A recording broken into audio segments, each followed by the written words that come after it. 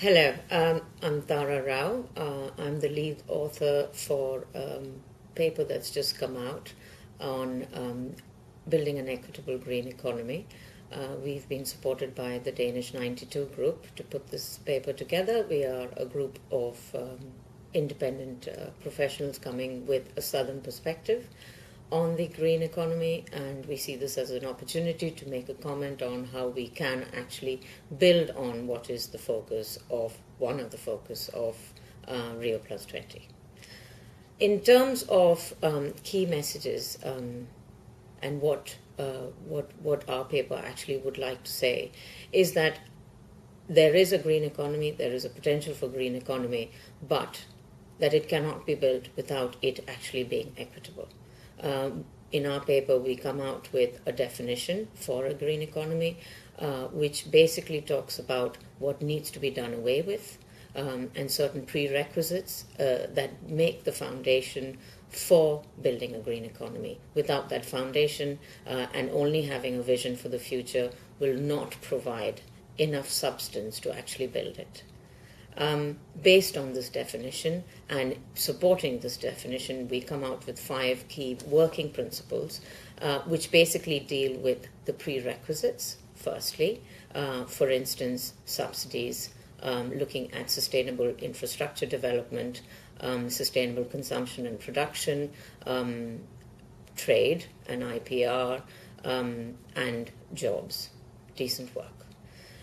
In terms of that would be the first principle, and looking at what would that entail in terms of the prerequisites actually contributing towards building that foundation.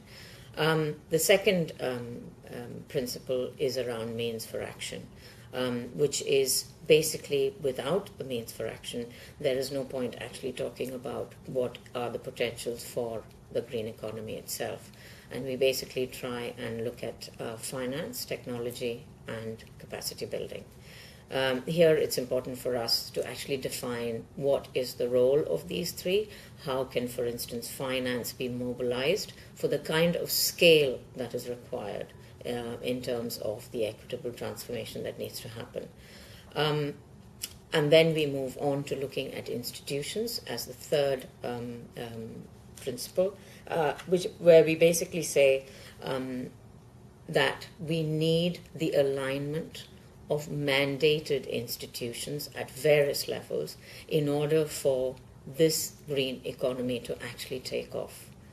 We cannot do it without the engagement of institutions, existing institutions that are actually in place and actually are in a position to act and act differently and act in a committed fashion with the mandate that they require.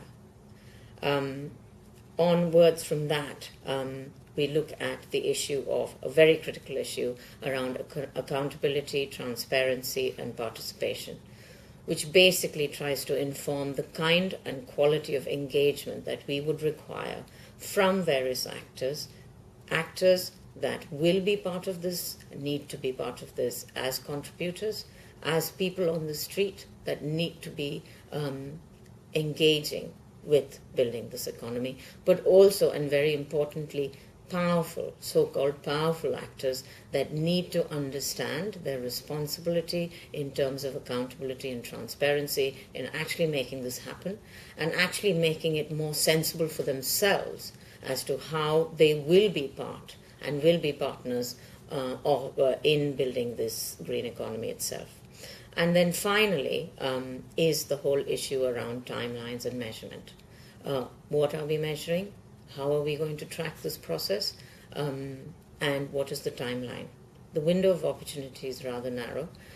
We need to act with urgency, and we need to see this as an opportunity, and therefore a timeline is important. On the other hand, the measurement itself has to be defined in terms of both, because it's transformative, both in terms of the process and the outcome, at regular intervals being able to track that we are moving in the right direction and that we may be going a few steps back before we go forward, but the fact that we will be moving in the direction that is required, and it is required in terms of a collective, which is transformation for all. This is not about a North-South issue only.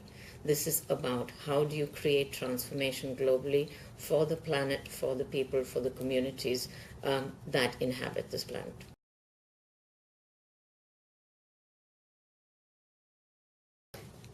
It's very important that we take very seriously an event like this. I know that people have lost confidence in a process which is, the multilateral process today is not held in very high regard. And that is why there is more of a reason to prove that wrong and to raise the ambition levels that are required. And therefore, Rio will have to deliver something on which we can actually build a credible process.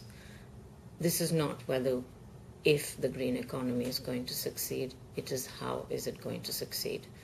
And if the leadership and the political will is not shown at Rio in terms of having that commitment to move forward in the right direction, because right now we are moving in the wrong direction. If we do not change track, and if Rio does not give that message, we are in deep trouble. We are in deep trouble as a community. We have responsibilities to communities that are extremely vulnerable.